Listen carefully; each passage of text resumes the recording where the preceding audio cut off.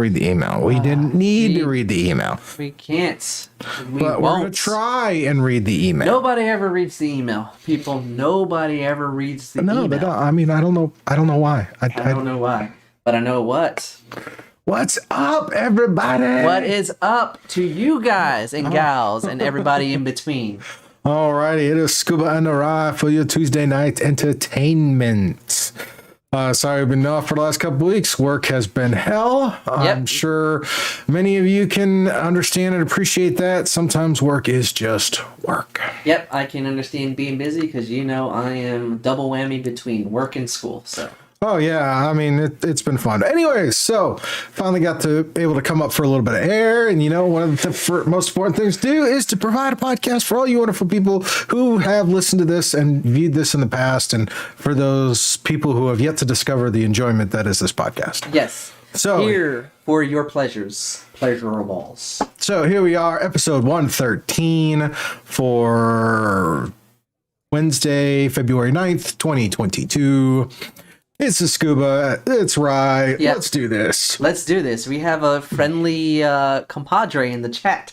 A name we haven't seen in a minute. Oh boy, there's the Craiglin. Yeah, what's up? Mr. Craiglin. Craigalicious. Get a little suspicious. Yes. Well, I remember to actually put out a social media post this time. I posted on the Facebook and the Instagram. So yep. I'm always sharing everywhere I can share. So I'm helping out too. Yeah. So anyway, it's been a crazy few weeks around here, hasn't it? Yes, it's been a crazy few weeks. I mean, we had snow, we had cold. That snow, as much as I hate snow, I hate it even more because okay, you hate it even more. How I can tell you why I hate it even more because recently I got a new vehicle. Oh yeah. And the new vehicle needed to be detailed. Every weekend it needed to be detailed. It snowed, so appointment pushed. Rescheduled for the next weekend. Appointment pushed. So, yes. I don't like snow. Did you get to drive around at least a little bit in the snow, or were you one of those who's like, yeah, all right, it's snowing, I'm not going anywhere? Well, I had lots of reading to do for class, so the snow kind of had a benefit. I don't like driving out on the snow because junior drivers can't drive anyway in normal weather. Give them snow and it's apocalypse times 1,000. So, hey, I had to read, can't go anywhere. So snow kept me in. But I did drive on the snow a little bit. So, yeah. Shoveled some snow. Shoveled some snow? See, I was one of those, I realized I didn't have to go anywhere. So I didn't. Yeah. But when I did finally drive around a day later, noticed that we obviously had some very enterprising kids in the neighborhood. Enterprising? What do you mean? Well, I drove by this one house, and there was 5-gallon buckets in the yard and an igloo in the yard. So it was like, oh, that's clever. They filled it just like, instead of sand, they filled the bucket with snow and made snow bricks that are the size of 5-gallon buckets and pop. They had a nice little igloo rolling up in there. So that tells you how much snow we got in Virginia this the first couple weekend. times is actually enough to build an igloo. Yeah, the first weekend, it just was like data dump. Like, here's the snowpocalypse. But I will give props to our VDOT crew. The roads were cleared in time when needed. So they were ready this time. Even the neighborhood roads weren't terrible, which was always nice. But, it's funny when they panic about the snow because, I had to, the Wednesday before the big storm, I rolled out to the grocery store to get a couple of things, right? And it was like, I go to get bread because you need bread. But, of course, it's a snowpocalypse, so everybody freaks out.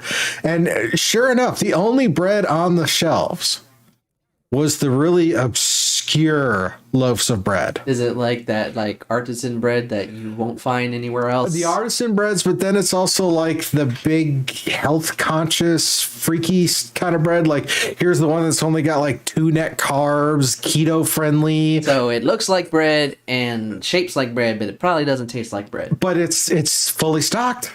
Yeah. I guess that's something that should be noticed. Maybe. Yeah. Stay jealous, Craigalicious. You can stay jealous. Better yet, I would ship the snow to you if I could. Yeah, but it was funny because it was like Thursday night, everybody's in a panic. Then Friday, the big snow hits, and then by the following week is fine. And then that next weekend, it snowed again for like a couple of inches. Yep. it didn't really do too much damage because when it snowed, it didn't really pile up on the roads. It just was Not on really. the ground and house and whatever. And then It was also weird because this is like the first time in years, and I do mean years, that it's snowed, and I haven't had to try to drive to work in the snow. yeah, I think it's like major snow. It's been 4 years. I think It's been a minute. So it's definitely, yeah, I would say it's definitely in that, because I do remember a big one right after I moved into this house, and then you've been here for a minute. So. yeah, I've been here about 5 years now. There was there, but yeah. You'll rock some of that keto nut carb bread. You know, We'll send it your way, Craig. I'll find it. I'll see. I'll find a label and send it to you to see if maybe you've tried that, and if you haven't, you could try it and tell us how bad it is. Oh yeah. If not, I don't try to eat a lot of bread, but you know, I'm picky about the bread I eat. Oh yeah, I don't eat a lot of bread either. I don't know how picky I am. I just kind of like get 2 slabs to make a sandwich, and that's good enough for me. Yeah, I had a peanut butter sandwich today. It's like I was in the process of like, okay, looked in the fridge, didn't see any leftovers, or didn't see anything I want to make, or it was like, all right, I'll go out for lunch. And then as I grab my stuff, I'm getting ready to walk out. I'm like, oh, I got lots of bread though. I better make myself a sandwich. Yeah, use that bread. Be efficient. Yeah, I used the bread, made a sandwich, peanut butter sandwich. Yeah, it wasn't bad. Of course, the half loaf that was in the container was moldy because it tells you how often I eat bread. Yeah, so I had to crack open the new loaf. I don't know how long before that gets moldy, but yeah, well, it just knows eat it as fast as you can. Yeah, I'm trying not to. I'm really trying not to. Yeah. Well, I mean, it's a try. Yeah. Whatever works. It is what it is. But yeah, so we had Snowpocalypse again. We had other fun things. I've binge watching Naruto Shippuden because for some reason I renewed my Crunchyroll and my Hulu and wanted to see what was available. And I know we've talked in the past about anime, and it's like I'm not too big on the subbed because I want to hear the dialogue and watch the film and not have to worry about reading. I know you appreciate subs here and there. It just depends on the manner of which it's going. Well, but I get your gripe. And to be fair, I watched 300 episodes of Naruto Shippuden because it's a 500 episode series. The last 300 or so on Crunchyroll were all subbed. Yeah. So I watched them. Now, I will be honest, there are a few I skimmed through the filler episodes that are just off the wall goofy. Yeah. There is a website that tracks those fillers so you can skip those fillers. Well, some of the fillers are pretty good. Yeah. Some of them are. Some of them are just, off the wall goofy. Yep. So, because you remember, I did the power through Shippuden, and I did watch, but can't lie, I did skip some of the fillers because I used that website to help me get around the unnecessary girth. Not all the fillers, just some of them. Yeah, but overall that was fun, and got to experience the Baruto, which I guess is the next series afterwards. The next generation, it's called. Yeah, I haven't started that yet, but eventually I will. It didn't look too bad. It's kind of funny if you're a fan to see the next generation and then to see who ended up with who and who are the new family dynamics. Yeah. It's cool. Like I follow the story in the manga, so that's a little bit ahead of the anime. So I know contextually what the anime is doing. But with anime right now, it's really just 3 animes I'm doing concurrently. Demon Slayer, which is in its newest season, the Entertainment District arc. Attack on Titan started back on its final season, so I'm going to watch that till the finale, and the remake of Shaman King on Netflix. So I've been following that too. So yeah, so it's been pretty good. And with Demon Slayer, I read the whole manga, so I know what's coming up. So I'm just enjoying seeing the adaptation from paper to visuals. I've seen a couple of bits in Instagram Reels, so I'm very curious to see how that plays out. Oh yeah, I love Demon Slayer. I have a few figurines and a couple other things, but it's one of my favorites so far. Well, I went out to the comic shop with my buddy and I was perusing and I found a Funko Pop that's Mando and the child on a bantha, and I pondered it. Sometimes when you ponder, you need to get. Did you get? No. Oh. I resisted the urge. I do have a Mando and the Child Pop. It's big like this. Yeah, this was. I mean, one of the nice things about the comic shop's called Trilogy. They have so many weird things, and as terms of like statues and collectibles, yeah, that sometimes it's going in there just to see what kind of random collectibles are there. Oh, it's a Mayflower, my informant. Welcome, May. My informant. You are Bach.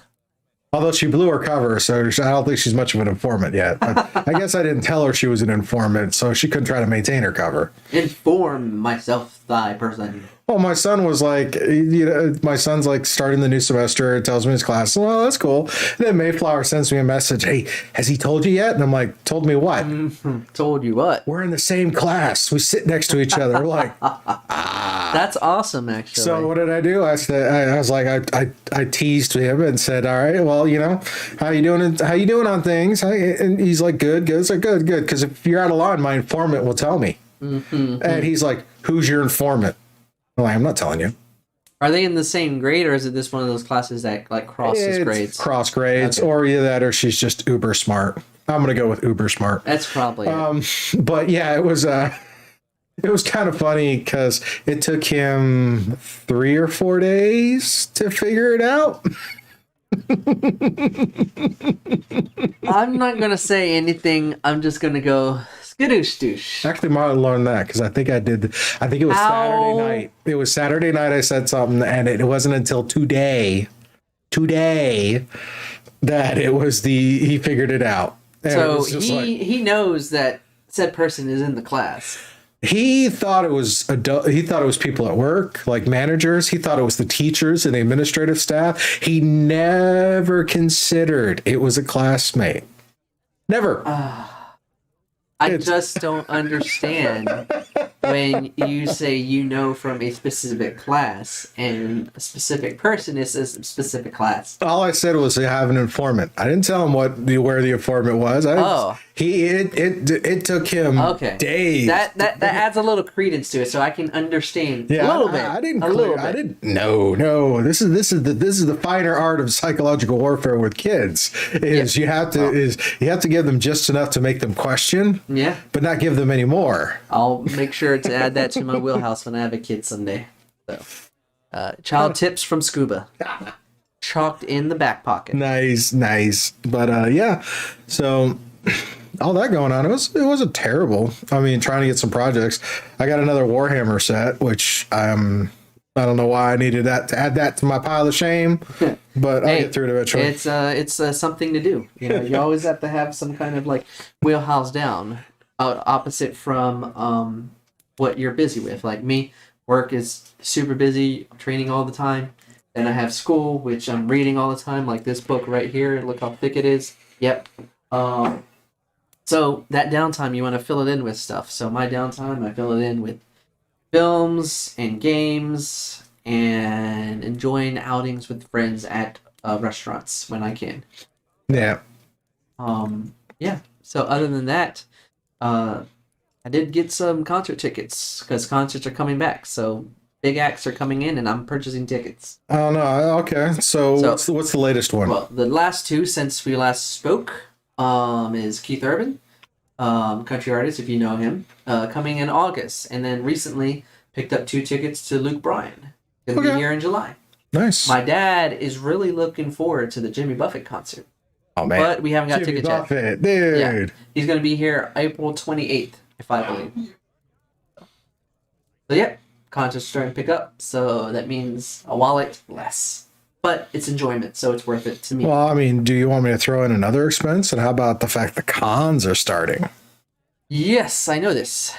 So I think there's one next weekend. Yeah, there's a small one. Yeah, so over in Crown Plaza next weekend here local in craft show. I just got a notification through Instagram about the Richmond Con. Yep, I know that's coming up in March. Tidewater Comic Con is coming back in May. Yeah, definitely. So which means that probably Superstar Anime will be back in August as well. So. Yeah, I'm thinking about doing the Richmond one if I can sneak away.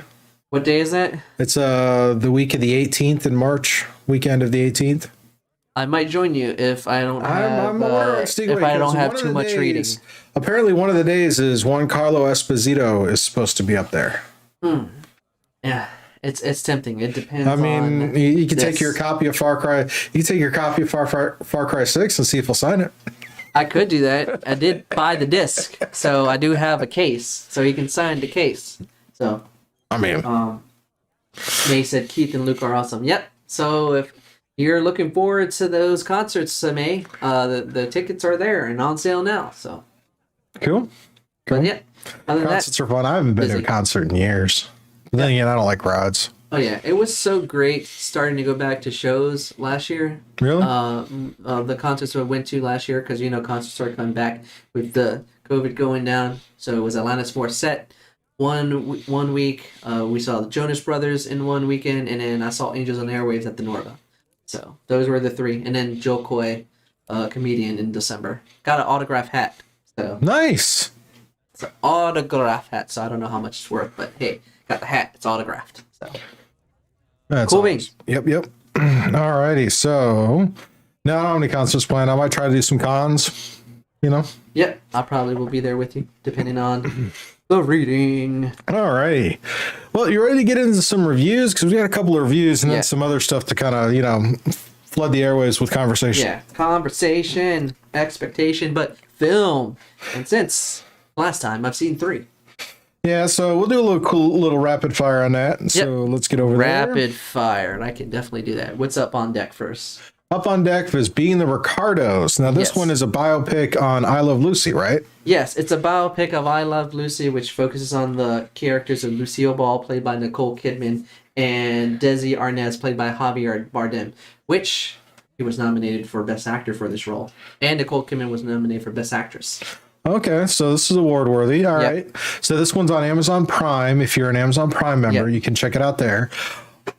What do you think on this film in terms of the fact it's supposed to be? Is it like a behind the scenes of life as I Love Lucy? Not really. What this film does, it focuses on a specific week in the making of the show. It was a tumultuous week during the 1950s. It was the filming of the 37th episode, and during that 37th episode, circumstances injected into their marital issues, but also because of the era and the Red Scare. If you know about your history of the Red Scare, where, you blame them by saying them communists just because you say they're communists, everybody believed. So Lucille was being protested against because of circumstances related to that. So it's a very tumultuous week, and it focuses on that. But what's so great about this thing is that it's not your traditional biopic. It's not your traditional audio pic. What it does is that Aaron Sorkin, who's the writer and director of this film, does a great job infusing biopic and documentary elements into a film that just showcases the authenticity of making the show against the marital issues that they had. And what? Sorry, gonna cut you off. I'm looking at the chat. I'm seeing there's comment in here about seeing Jeff Dunham and Gabriel Iglesias. Oh snap! Well, it's like, yeah, he is coming. Jeff Dunham is going to be here this weekend, and then Gabriel Iglesias will be here in a few weeks. I can't remember where. It's Funny Bone. I haven't been to Funny Bone in a while, but sorry, no, you're good. Yeah, but if you know Aaron Sorkin, he's a person that focuses on dialogue and direction of characters. So what he does here is a fusion between biopic and documentary. So it's like you have people that were part of the production cast at the time doing documentaries while also focusing on the relationship between Lucille Ball and Desi Arnaz. Okay, so this is kind of one of those things. It sounds like it's one of those things. They're talking about that time, and then you're seeing a interpretation of that. Yes, in a way, but it's a fusion of both. And what it is that you are so pulled into the circumstances of this that you're just on for the ride and dealing with the situation of the time, of the relationships, and is the I Love Lucy show, because of all the situation, is it going to end? Because at the time it was the most popular show on network television. So because of Yeah, it this had real stiff circumstance, competition back then. I think it was like it was having like 60 million views every week. I mean, but, this is well, that's also the era of like 5 channels. Yes, but it is because of that thing that it could have made or break the show. And then you just watch how all that gravitas weighs down on both the characters and on their marital situation, which culminates in the show and the after effects on their marital issues. Okay, so how would you rate? How'd you rate this one? This was a great film, great dialogue delivery, great acting from both. They both got nominated for actor and actress respectively. It's definitely for people who love Aaron Sorkin's writing because it's very inquisitive, creative, and very raw and realistic. So 4 out of 5 full price. I would have paid to see this at the theater, but it's on Prime, so check it out. You're paying for it to anyway. Yeah. I know. All right, next up, another Amazon Prime film, and this is The Tender Bar. Yes. With Ben Affleck. This looks like another period piece based on the art there. Yeah. So, what is up with this? Is this another one of Ben Affleck's uber serious period pieces like Argo? No, it's not. It's more of a conversational journey about life. So what you have this film is actually directed by George Clooney. What? Yes, it's a film directed by George Clooney, and what this film focuses on is it's based on the memoirs from a guy named JR who was played by Ty Sheridan, the older version. I forget the character that played the kid. But what you watch here is that it just focuses on his life and his journey through life. And the whole point of it, he's trying to find his place in life from childhood to adulthood. And his whole thing is that what is important to him that ties into his family. So he has a very kind of like dysfunctional family. His father left him and his mother, so they had to move back home to Long Island. So they moved back home, and he basically lives his life out of this bar on Long Island known as the Dickens Bar, which is ran by Charlie, his Uncle Charlie, which is played by Ben Affleck. What's unique about the bar is that it has a collection of Charles Dickens books there. So not only is it a bar where people go and drink, but it's a bar where conversation and inspiration happens. So you see a lot of things that are very familiar with the struggles at school and home, adulthood and college. But what it is that the genuine tale of heart is found in that relationship between Uncle Charlie and JR, and it's through those conversations and his interactions at that bar that makes this story feel relative and very momentous, because it just has this wholesome worth and very general storytelling about family and childhood and adulthood. So even when things are very complacent and very predictable on the outside, it's that bond that you find at that Dickens bar between the uncle and the nephew. So just watching them and their conversation, you just felt it's like watching Boyhood. So you're just watching life happen. There's no like overall story or act. You're just watching him trying to find his purpose in life and trying to become a writer. Okay. Cool. So how would you call this one? It has a very genuine place, even with a lot of the predictability. 3.5 out of 5 would be worth a matinee for me. All right. So how is Clooney as a director for this one? Clooney as a director, I think he because the last movie I watched that he directed, which is The Midnight Sky, which is on Netflix, is that sci-fi one. I don't know if you watched it. No, I wasn't aware of it.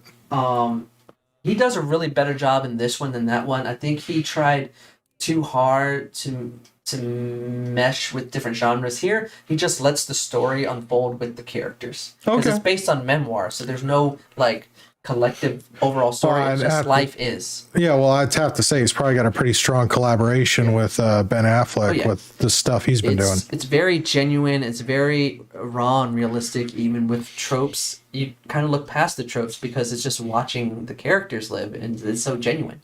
I think you'll like it. Okay, well, speaking of tropes, you watched this film. Yes. Jackass Forever. Yes, sir. I'm going to be upfront. I know. I think the Jackass movies are completely stupid, and I have never watched any, and I have no desire to watch because I'm not a big fan of those kind of pranking type things. So how is it stupid if you've never watched it? It's kind of the clips. Okay. The clips I've seen, I'm like, no, you can't even pay me to watch those. No. You know what? I will watch the film that will not be named before I'll watch any of these. Oh, touche. That's fine. I wouldn't, because I find these better and more enjoyable than that piece of crap. But yeah. See, different people, different tastes. Movies are subjective, and that's what makes this enjoyable. So, all right. So here's the challenge for you: is convince me to watch this movie. I am not going to convince you to watch this movie because it is, as you said, it is. It's a journey of a group of people that put themselves in crazy situations for crude. It's either crude, physical humor or obnoxious humor, and just like any kind of comedy is subjective. So I do mention in my review that there is a realization that it is crude humor. And you do have a lot of cringy moments and laughable situation. Like the obnoxiousness of the behavior is obvious, but it's not about that. It's about the brotherhood of these characters and them just setting up the situations and the concepts in this thing is what makes you laugh out loud at what's happening. Okay. So less about the prank, but more about the camaraderie of the people involved in the prank. Yeah, it's the camaraderie combined with the crass stunts and the hard-hitting physical humor that makes it laughable. But what also makes it funny, at least in my perspective, is that the creativeness in a lot of these stunts, especially in this fourth one, there's a lot more creative, and because they're a lot older, they're borderline on 50 for most of these yeah, because wasn't the second Jackass film like early aughts?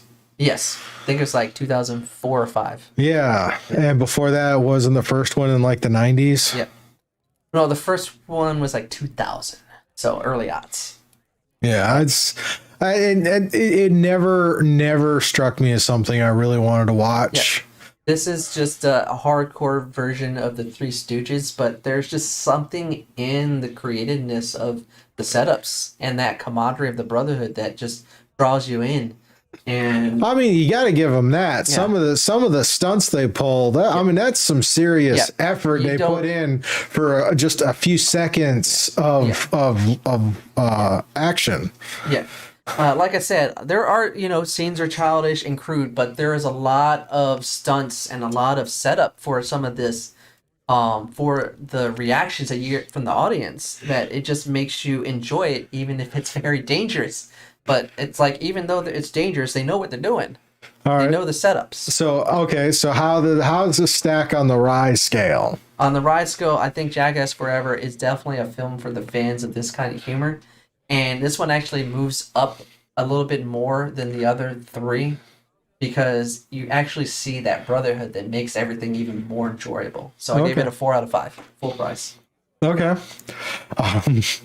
In the chat, there's a wonderful comment saying the movie that should not be named is your favorite movie. Snicker. Yeah. No, I'm not ever going to talk about that movie ever again. But like I said, Jackass Forever, it's not for everybody. But if you take it a chance, you might enjoy it. I'm not going to sell it to you because I know this isn't your type of humor. No, it's not. I mean, I kind of struggle watching How I Met Your Mother at times. Yeah, but I never watched that show. I bought it a couple years ago for giggles, and it was like, I want to see because it's the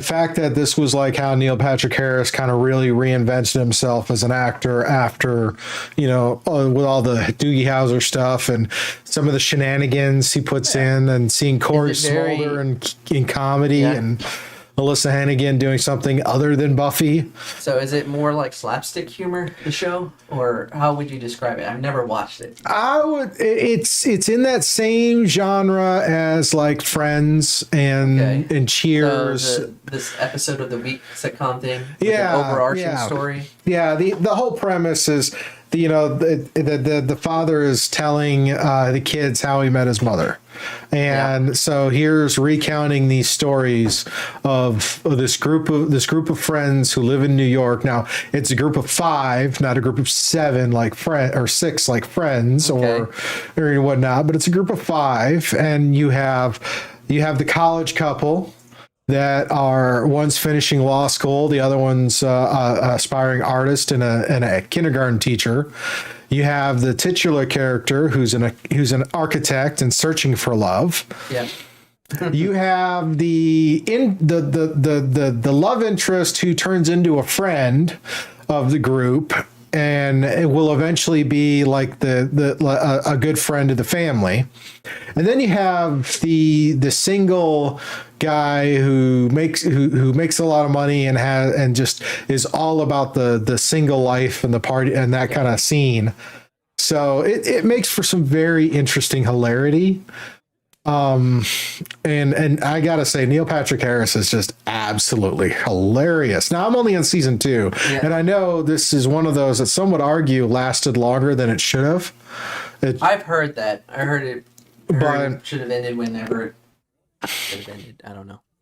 Mayflower, look up movies by M. Night Shyamalan and look at the one that everybody hates. Yeah, there is one that everybody 100% hates. Now, he's not doing too bad as a TV director with the show he's running on Apple TV. I heard that it was good. I haven't watched it yet. Yeah. But I don't have Apple TVs. But, no, technically I do. I just never use it. So. Yeah, we don't want to get Ryan into a 45-minute tirade. Yeah. Yeah. Not tonight. My mind's already kind of blah. But another deep cut on this to see how many different ways I can reference it without touching it is, did you know that in the animated inspiration for that film, Dave Filoni used to work on it? Yes, I do know about that. Until he was poached away by Star Wars to start doing the Clone Wars. Oh, yeah. So there's your connection, Mayflower, and anybody else playing the trivia game at home, is what is an M. Night Shyamalan movie that everyone hates that is inspired by an American anime that one of the Dave best Filoni of all time was working on, and then started working on Star Wars: The Clone Wars. Speaking of Dave Filoni and Star Wars, dude, what about episode 5 and 6 of Boba Fett? 5 and 6 of Boba Fett was great. I just love seeing Din Djarin come back as the Mandalorian. Love seeing episode 6 has every Star Wars franchise referenced in it, and that is probably my favorite bit. Yeah. Episode 5 and 6, I was enjoying the show. I enjoyed 1, 2, did not like 3, enjoyed 4. But 5 and 6, even though, spoiler, Boba Fett ain't really in them shows, what it does exactly what I've always keep saying, is that you're expanding the world in a way where even if you're populated on known planets, Tatooine, there's characters that are evolving, and you're evolving the story for the purpose of leading to a point. Yeah. So they're not just going to show up just to show up. There's a point for them to show up. I was watching an Instagram reel, and it was probably one of my favorite ones yet.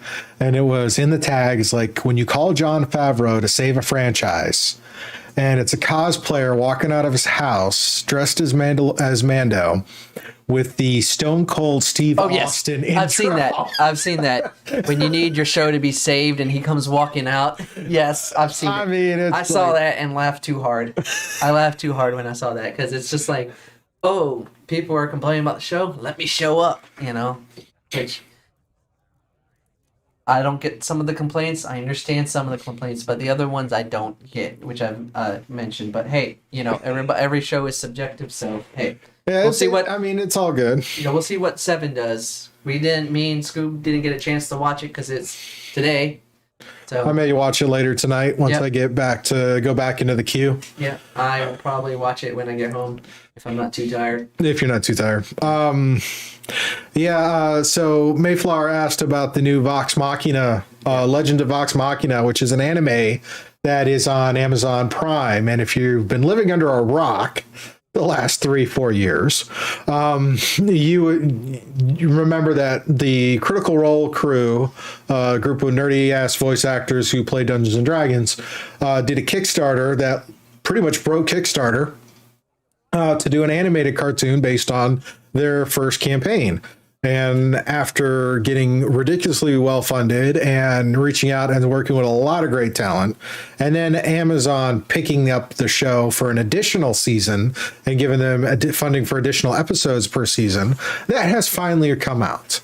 Yeah. It's been 2 weeks, 6 episodes have dropped, and I was a bit surprised by the show. Really? In what way? Well, I wasn't surprised by the content. Obviously, it's going to be a crew and it's going to be a very adult themed show. And some of the voice actors who are in there, like seeing David Tennant voice a character in the first episode, was just great. Yeah. But I wasn't expecting them to be doing the Briarwood arc. I thought they did that in the show, in the streams and all that. I thought this would be stories from like pre-stream kind of deal. I wasn't expecting the Briarwood arc or a different interpretation of the Briarwood arc in this fashion. I was really surprised, and I'm really curious to see how it goes, because I know there was a video they put out not beforehand about talking about the different voice talents who were helping out with the show. And was really kind of excited by some of the talent that's in there, and the fact that, okay, obviously Matt Mercer cannot voice every single NPC in the show, yeah, but he still gets to do a few. And some of the people who've taken on some of the roles are like, you know, they're doing they're great interpretations of the role and how they're evolving the story. Yeah. But yeah, I've seen all 6 episodes. I skimmed through a little bit of them because I was just like, because I like Critical Role.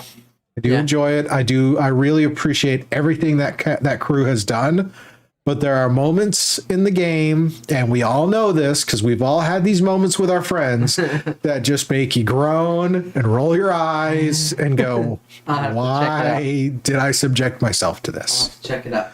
But yeah, it's a lot of fun. Amazon Prime, check it out. First 6 episodes, definitely very adult themed and adult content. I mean, there's a point in there where like these shadowy undead things are grabbing people and smashing them, and trust me, they don't skimp on the color palette. Yeah, well, okay, that's enough to explain that I need to check this show out. So yeah, go check it out. All right. All right. Oh man, what else we got? What do you want to talk about? I've been running my mouth all night. Well, I was able to sneak in a couple games, even though I'm reading my life away. Finally, after many years of having a game, I beat the main story of Red Dead Redemption 2. Finally. So, but yeah, just a quick overall impression of the story. It's probably one of my favorites I've played through in a game. It has depth, it has character, it has heart, and there's aftermath to the main story, because after that you got a huge epilogue with the original character from the first game. Because Nice. Red Dead 2 is a prequel to the first game. So you see how it leads in to Red Dead Redemption. So, with the epilogue. Nice. And with John Marston and how his interactions in the rest of the world. Yeah, I can't say I've accomplished anything quite so epic or cool. But that's not the only game I started playing. Oh, really? What was the other one? I got talked into, not really talked into, just enough to be like, hey, Pokemon, okay. About the new Pokemon game, Pokemon Legends Arceus. Now, I heard that was definitely turning Pokemon on its head. Yes, this is the first true open world RPG styled Pokemon game. And it's one that has fulfilled one of my dreams I've Getting your ever butt kicked wanted. by Pokemon you want to try and catch? Open world RPG Pokemon game. open world Pokemon, and when they're where the Pokemon can beat you down. Yeah. So you're out in the world, you're catching the Pokemon. So the whole story of this game is you get sucked into the region of the Sinnoh region, but before it became the Sinnoh region, so it's very ancient. And what you have to do is this is before men and Pokemon were actually, working together. Like you're out there and you're researching, you're trying to figure out these Pokemon and what they are and what they do. So you have to go out there and collect all the Pokemon for research. But because it is open world, you interact with them in a different way. You can sneak up on them, you can throw things out to distract them, to capture them, or you can piss them off and they chase you down and beat you to the ends of the world.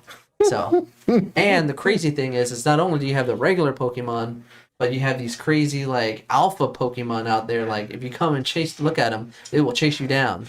Isn't that kind of funny though when you think about the whole Pokemon cartoon and the Pokemon world? It's like some of those Pokemon don't look friendly. No, they're not. They don't look friendly at all. But in every one of the games, they don't seem all that terrible.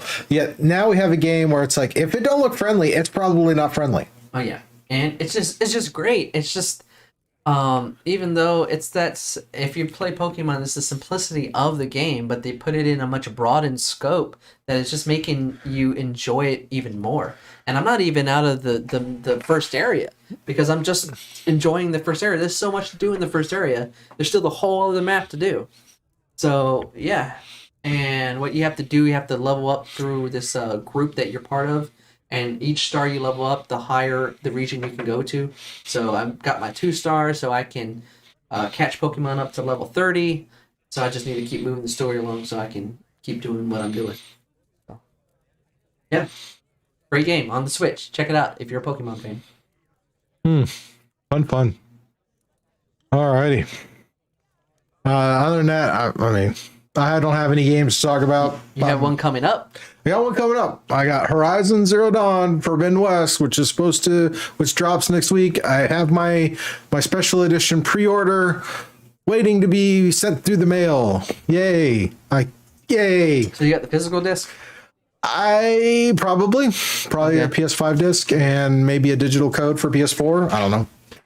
I think they've changed the listing since I initially got it, because when I initially ordered it, it said it was only coming with PS5. But since we all know that they're making PS4s again because they can't make PS5s fast enough, they changed the listing to where it says it includes both the PS5 and PS4 version.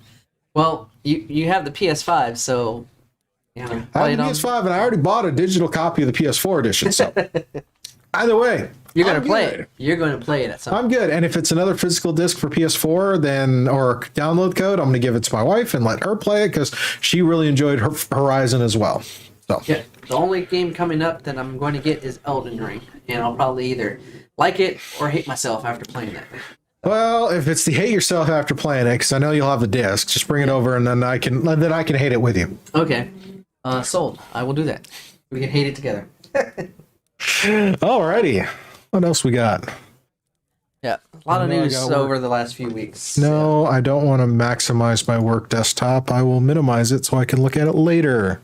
So we have some stuff with science, and the Oscar noms dropped yesterday. All right, so now I heard a little bit this morning, and apparently along with the nominations, there's also the list of snubs.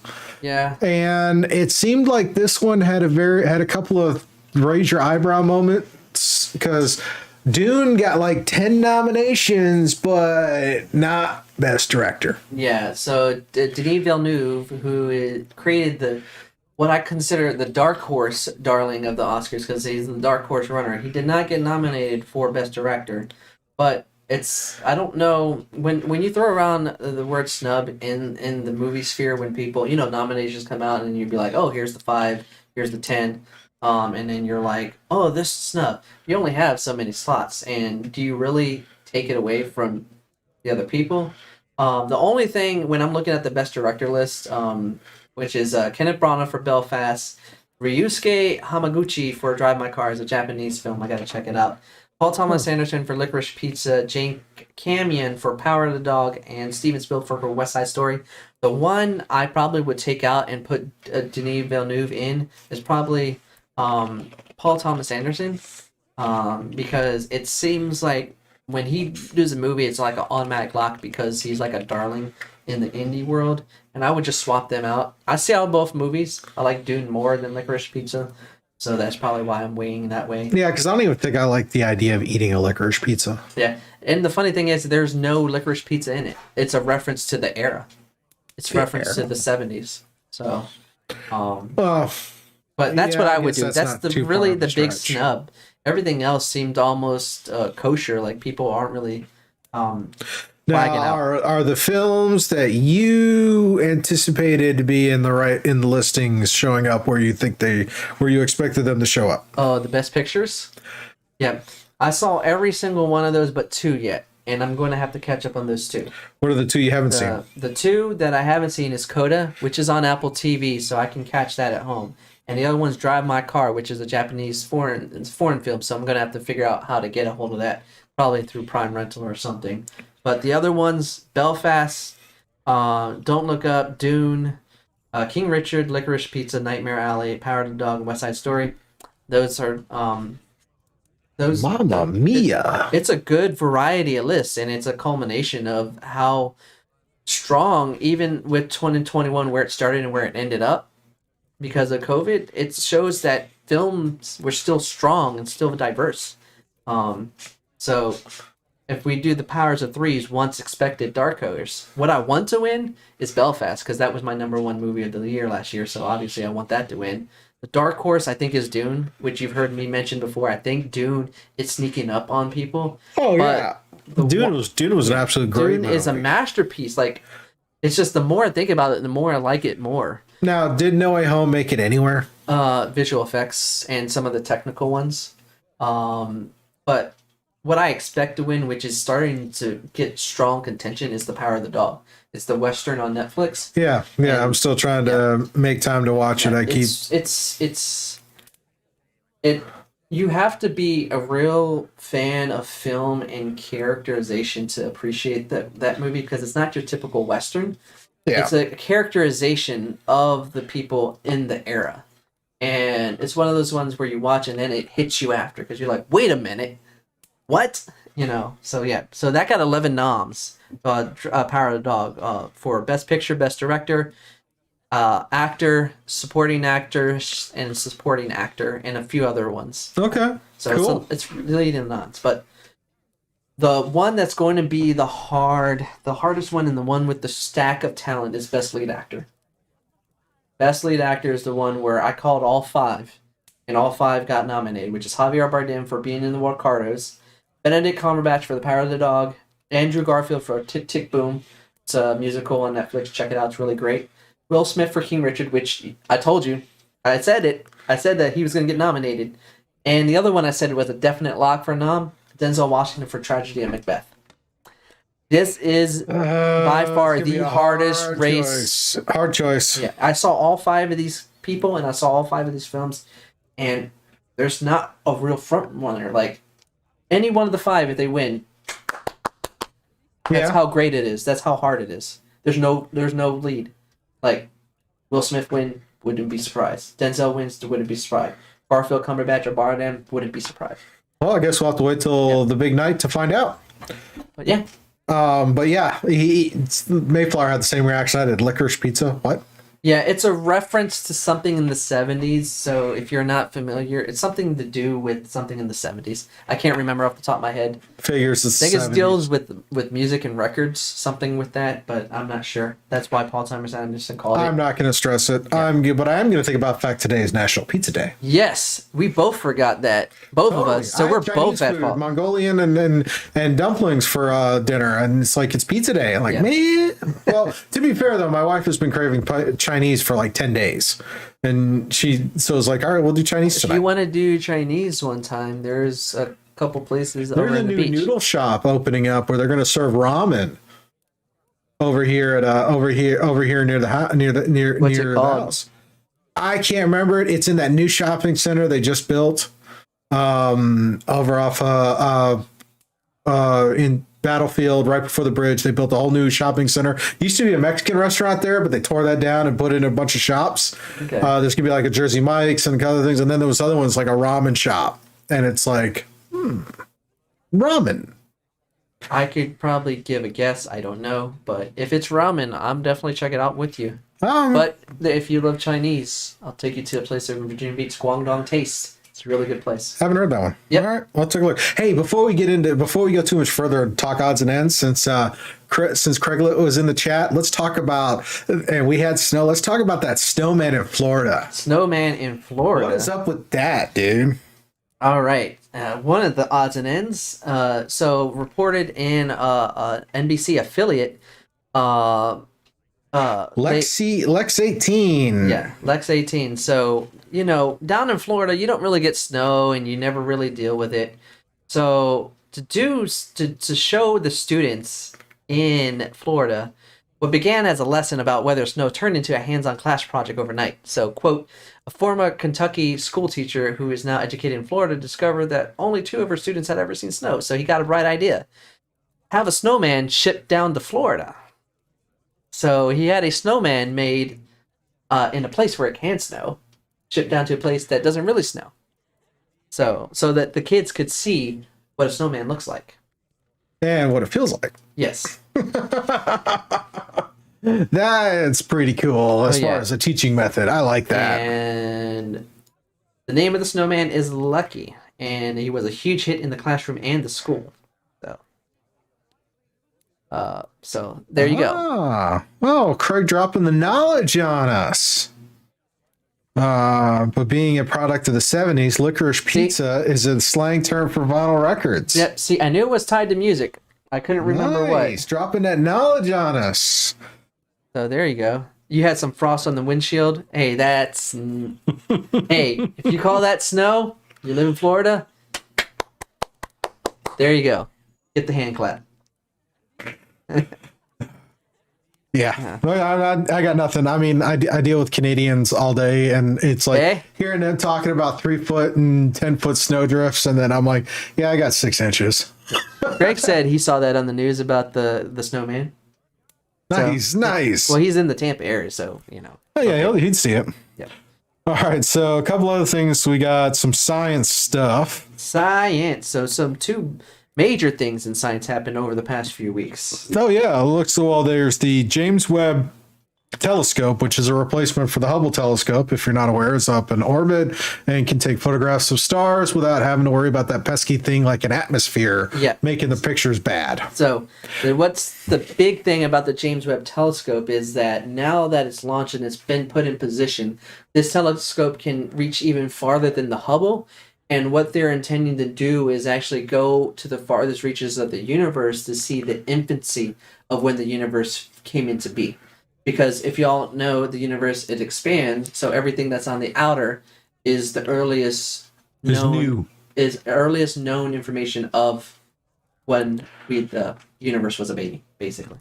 Yeah. How about we just all hop in the truck and go? You know.